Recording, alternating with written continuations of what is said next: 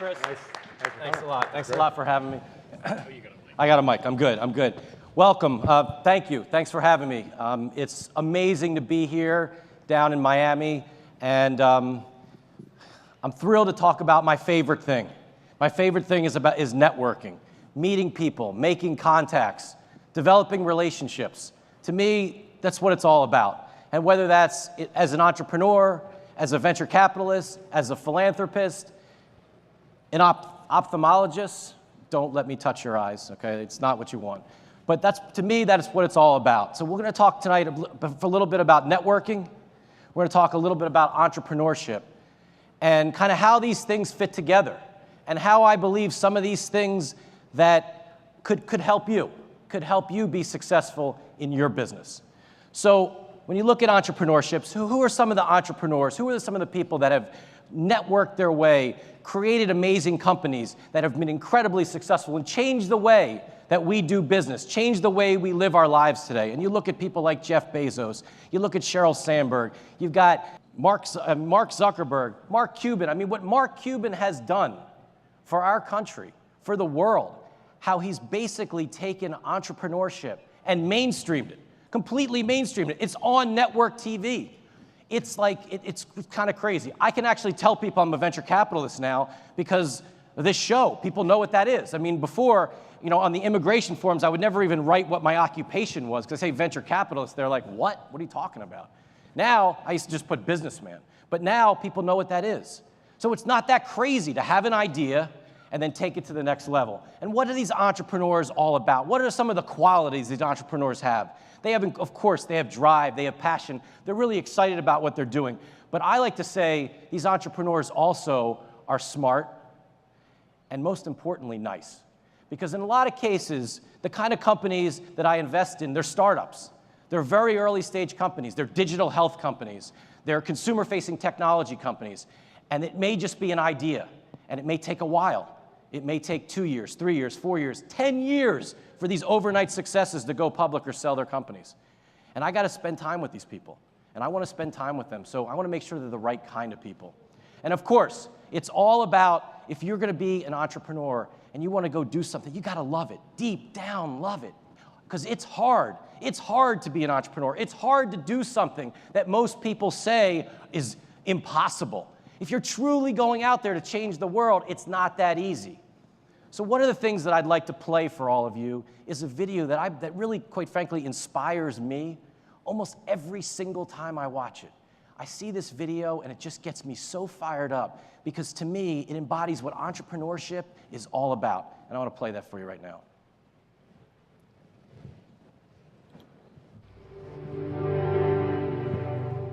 Here's to the crazy ones. The misfits, the rebels, the troublemakers, the round pegs in the square holes, the ones who see things differently. They're not fond of rules, and they have no respect for the status quo. You can quote them, disagree with them, glorify or vilify them, but the only thing you can't do is ignore them, because they change things. They push the human race forward. And while some may see them as the crazy ones, we see genius. Because the people who are crazy enough to think they can change the world are the ones who do.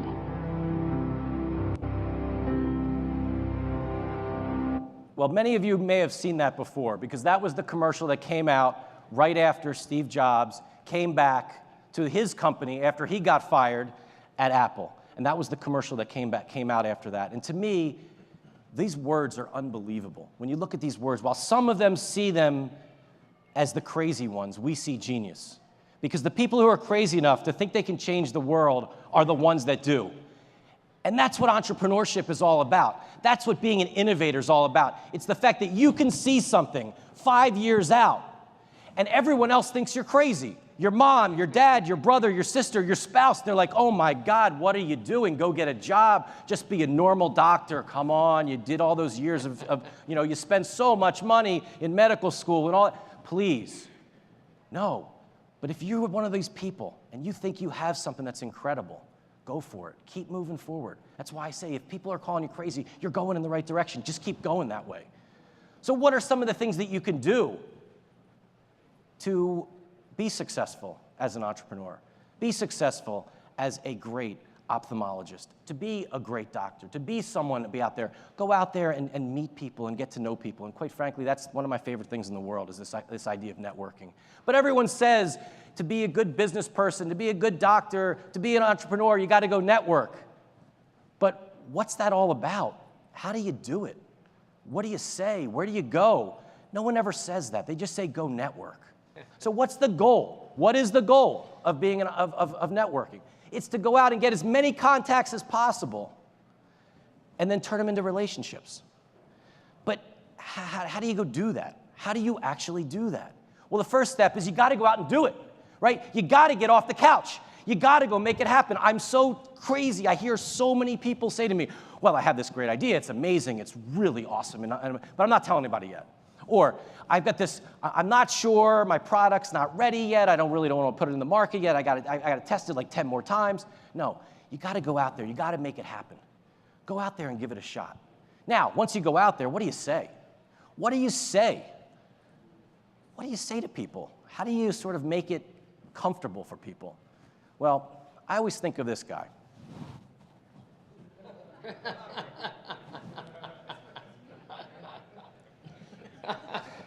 So I think about what this guy, right? Yeah. You think about networking. So you come to a conference, you go to an event, and I'm like, okay, that's awesome. What is this guy thinking? Well, let's go into his head, right? Let's go into his head. He's probably saying, okay, he's not just saying, will you go out with me, right? He doesn't care about the date part. He wants to date. He wants to take her out to dinner. He wants to take her to the movies. Maybe go dancing or something, and I won't do the dance thing because my 16-year-old daughter makes fun of me every time I try to dance. But I mean, what is he really trying to go do? He's really trying to then take her back to his apartment and do all those other things, right? That's what he's really thinking. So I say, wait a second, in networking, all you're trying to do is get someone's business card. So it's so much easier. Networking is so much easier than what he's trying to go do. And thank God I've been married for almost 20 years now, and I love my wife. I actually like her too. So it's really, it's so much easier. And that's where somewhere in my head, it's like, okay, I can do this. I can do this. So what do I do every single day? I get up in the morning, and after I get dressed, I fill my right pocket with business cards, okay? And I have an empty left pocket. And my goal every single day is to empty my right pocket and fill my left pocket up with new business cards. Getting more contacts every single day and trying to take those contacts and then later turn them into relationships. And I take all those cards and I put them in my shoebox. Now, I used to like sneakers as a kid, and I used to have tons of sneakers, and that was my thing. And now my son loves sneakers. He's 13, and he's just a sneakerhead or whatever you call him these days, and he loves it. He loves them. And I take all those cards and I put them in the box. And I put them in this box. And Chris, if you don't mind, I'm going to show you what I have in the box. Maybe these are some goodies for you guys. And heads up, I'm sorry. And you know what? Here for you guys too. Oh my God, hold on a second, watch out. I'll come down here. Maybe it'll be a little easier. So just for you guys, so I call the stuff that I keep in my shoebox my gold. This is my gold. But these are really just mints. Today. And it's just promoting my new book because why not, right? So it's a great crowd here, and so I really appreciate Adam and the team kind of allowing me to come here. And heads up, if it hits someone in the eye, at least there's a doctor here.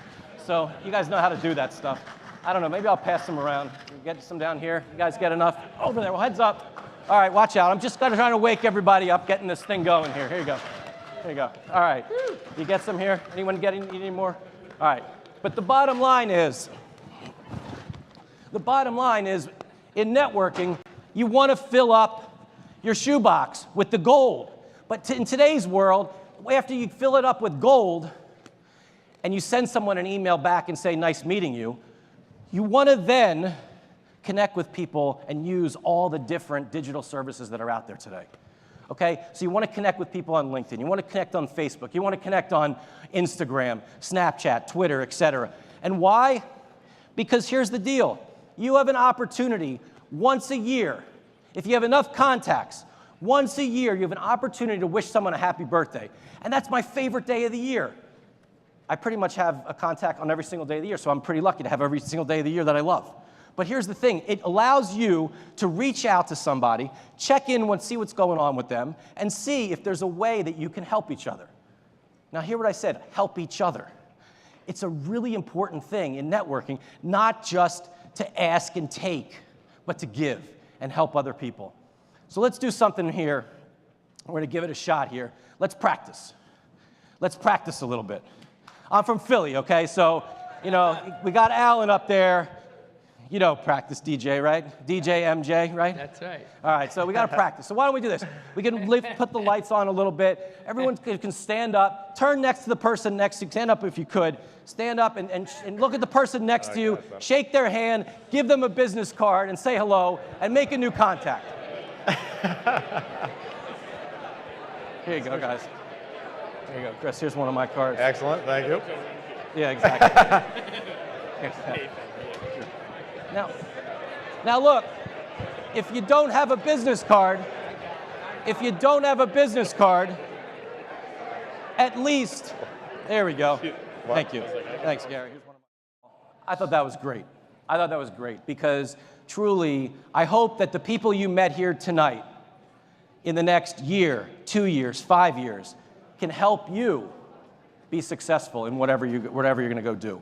So, and you can also, then what you do is next take those cards, but stay in touch with people. Shoot them a quick email. Connect with them. Now look, here's the thing. In a networking situation, where do you go? If you're not coming to the Millennial I conference, you're not coming to other conferences in your industry, where do you go? Well, you go anywhere and everywhere you can to just figure out to go meet the right people. Okay? This is like the best networking movie in the world. Now, these guys were going to try to meet chicks, right? Now, but here's the thing. Here's the thing. The thing about this movie is that it teaches you this great lesson. That no matter what the event is, no matter where things are happening, you can go.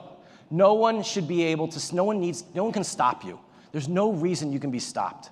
Whether it's the most expensive conference in the world, and you guys put on a big conference here, it costs a lot of money. I mean, you could just hang out in the lobby right there and probably do the same kind of networking instead of paying the fees. Oh my God, they'll never bring me back. No, I'm kidding. But seriously, I mean, like you have a situation where, you know, where do you go? Where do you go to make the contacts? And they're not going to, quite frankly, people are not going to invite you into these places. They're not going to invite you in. If you have a great idea and they're not going to say, you know, billionaires aren't walking around just giving out money for ideas. Billionaires aren't running around trying to buy your practices. But you got to go find them. You got to go find them. You got to go make it happen. That's what it's all about. Go make it happen as an entrepreneur, as someone who's got an idea, someone who wants to really do their business. You got to go make it happen. So I'm going to give you a quick quiz here. Let's take a quick show of hands here. So you go to these networking events, you go to meetings like this, and a lot of times you're not in this case, you're given a lavalier kind of name tag, but many times people put the name tags on the left side or the right side. So, and I believe there's actually a side that's important for you, it's to what side you should wear your name tag to be the most effective in networking. So who thinks the guy actually has their name tag in the correct place? Anybody, any show of hands here, the guy? All right, how about the woman? Does anyone think the woman? Oh, thank you. So, why is it the woman? Why is it the woman? You guys know why? Well, here's why.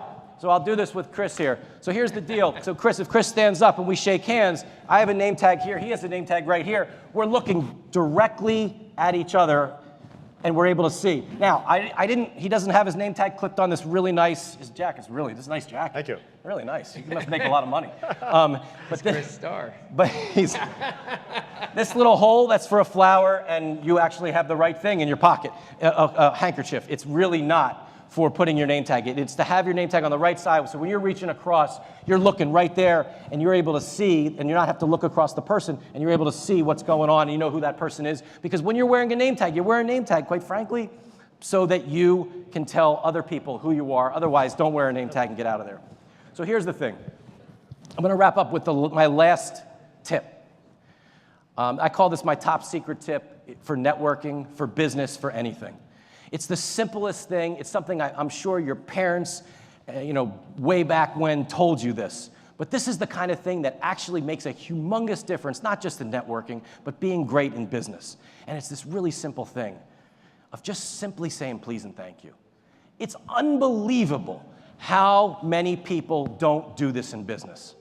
It's unbelievable. And I tell people this all the time, but if you simply just say thank you, write someone a thank you note, and it doesn't even have to be handwritten in today's world. Send an email. Send an email to someone and just say, hey, it was great meeting you. Thanks for your help. Thanks for this. Thanks for that.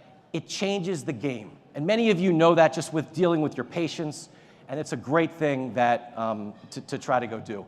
I'm going to end with that. I really appreciate the time. I love coming down here to Miami. I'm going to be around, and I really appreciate you all being here. And let's just go out there and just go make it happen. That's what it's all about. Give it up for Wayne.